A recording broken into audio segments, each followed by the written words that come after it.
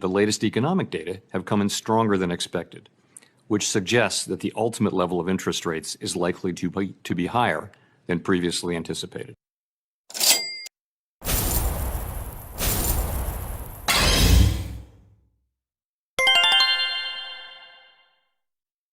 Welcome investors, and thanks for joining us on your Investment Advisor channel, where we decipher the markets so you can make actionable investment steps. I'm Jake Ackerman, educator and founder of Ackerman Financial, a firm with over 30 plus years of combined wealth management experience. Let's get into this week's action. Stocks decline, rates decline, bond market rises. Let's take a look under the hood and try to decipher what's going on here. Two data points released are causing all of this volatility. Jobless claims rise yesterday, higher than expected. Today, job openings are higher than expected. Unemployment rate came up higher than expected.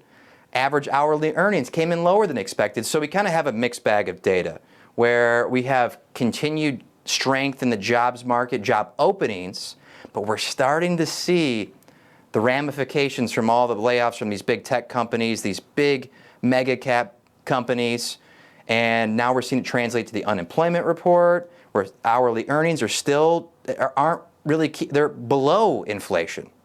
So with this mixed bag, we've seen a transition from a poor 2022, and then October we've seen this bottom in the market where it started declining. We had a great January of 2023, followed by a February of price selling off, retracing some of its gains, which when we're transitioning markets, these things take time. These things take time to develop and transition to where the trend is going into one direction. So our trend declined. We had a decline in the trend for 2022, and we're seeing this material changes as the markets are trying to decipher whether we're actually defeating inflation.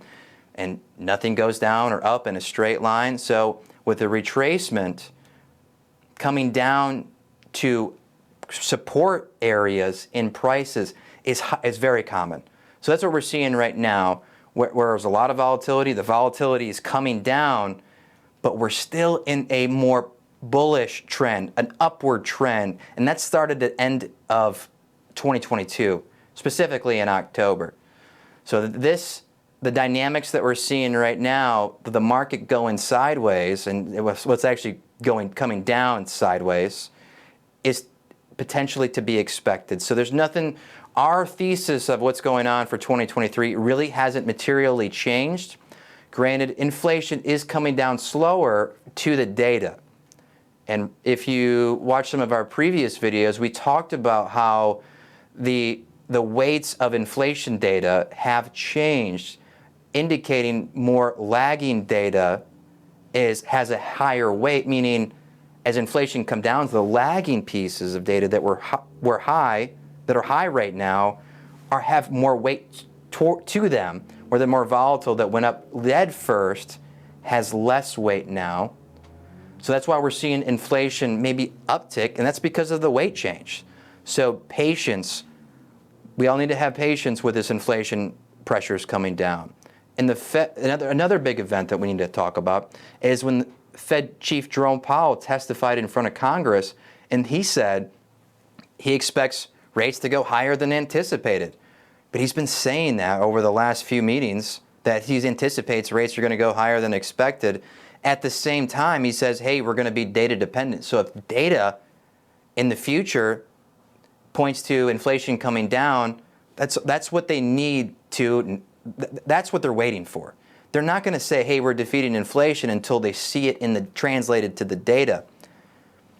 One thing we need to point out too is take a look at the bond market today, Friday. Take a look at it. Doing something much different than the stock market, energy. It's up significantly. That's why we're seeing rates come down. The bond market are some of my favorite investors to watch. They usually have some insights that we really don't. They work for the biggest institutions, money managers. That's usually a good point to, that's usually a great market to watch if we're really trying to figure out and decipher what's going on.